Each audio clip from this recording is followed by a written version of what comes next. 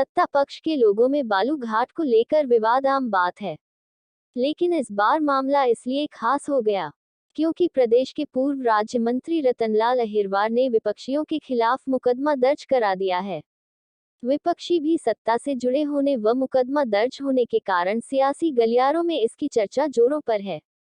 पूर्व मंत्री ने नवाबाद थाने में दी तहरीर में बताया कि 3 अगस्त 2019 को सिविल लाइंस झांसी निवासी वर्धमान कंस्ट्रक्शन के श्रेष्ठ साहू उनके घर आए और बताया कि उनका एच घाट का बालू का ठेका हो गया है। 50% पार्टनरशिप के लिए 2 करोड़ देने की बात कही। इतनी रकम एक साथ देने में असमर्थता जताने के बाद फिलहाल 32 लाख रुपए देने को कहा गया। नाम कराया है जी, क्या है वो पूरा प्रकरण, मुकदमा दर्ज कराने की नौबत क्यों आ गई? पहले तो मैं सभी आप मीडिया बंधुओं को हृदय से धन्यवाद देना चाहता हूँ। मुकदमा जो लिखा गया है 2019 में श्रेष्ठ साहू हमारे पास आए। मैं श्रेष्ठ साहू को नहीं जानता था। एक अनिल पाठक हैं नगरा के, वो हमारे परिचित थे। उनके पिताजी CL पाठक हमारे मित्र हैं, तो उनके साथ वो आए थे। हमसे कहने लगे कि हमें हीरच घाट पे बालू का ठेका मिला है, काम करना है, पैसों की आवश्यकता है, आप कुछ पैसे दे दीजिएगा। तो मैंने कहा पैसे तो मेरे पास नहीं हैं। बोले नहीं, आप पार्टनरशिप में दे दीजिएगा। तो मैं भी लालच में आ गया।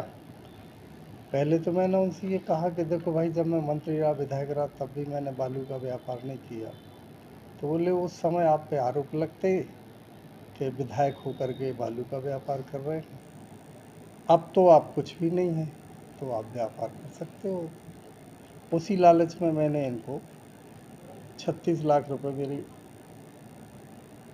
ओवरड्राफ्ट खाते में थे, उससे मैंने निकाल के दे दिए। और मैंने इनसे कहा कि तुम मुझे उसका एग्रीमेंट कर दो। 50% पे बात हुई थी कि 50% पे हम आपको पार्टनर बनाएंगे।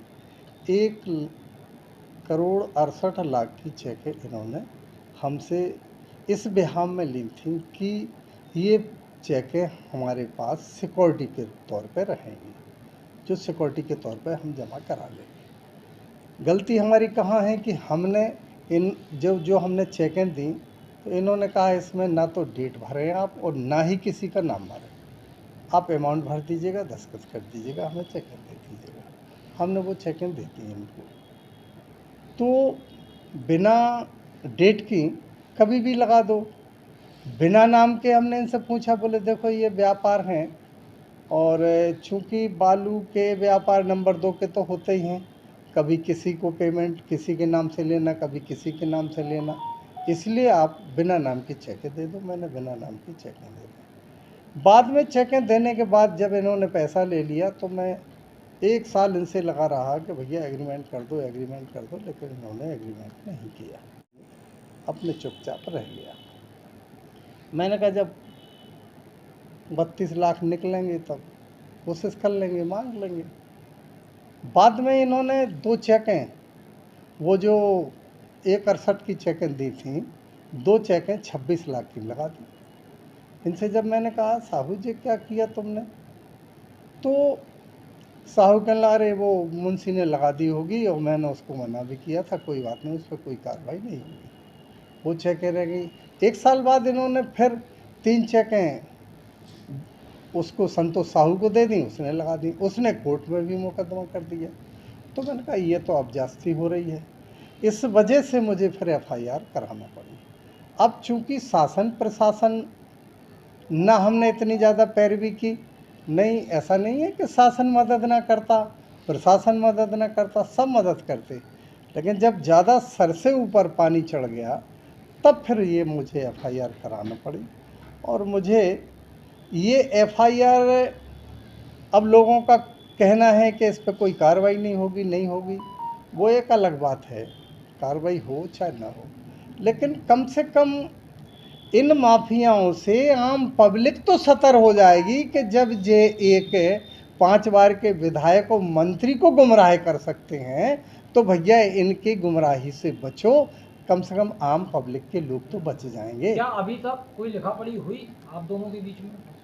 नहीं, अभी कोई लिखा पढ़ी नहीं। बताया जा रहा है कि वो भी भारतीय जनता पार्टी के लोग हैं। हाँ बिल्कुल है, भाजपा के लोग हैं। तो आप भी तो भारतीय जनता पार्टी के साथ हम भी भाजपा के हैं। तो क्या ऐसे मामले में संगठन को आपने जानकारी दी, नहीं दी? संगठन से आपकी बात हुई कि नहीं हुई? संगठन कोई मदद नहीं करता है, सब अपने अपने में बीधे हुए हैं, अपने अपने में लगे हुए हैं। उनका कहना ये है कि तुमने गलती की, गलती हमारी है उसमें। हमें अगर चेकें दी थी तो पहले एग्रीमेंट करा लेना चाहिए, जो हमने एग्रीमेंट नहीं कराया तो गलती तो हमारी है। अच्छा मंत्री जी, आप ये बताइए।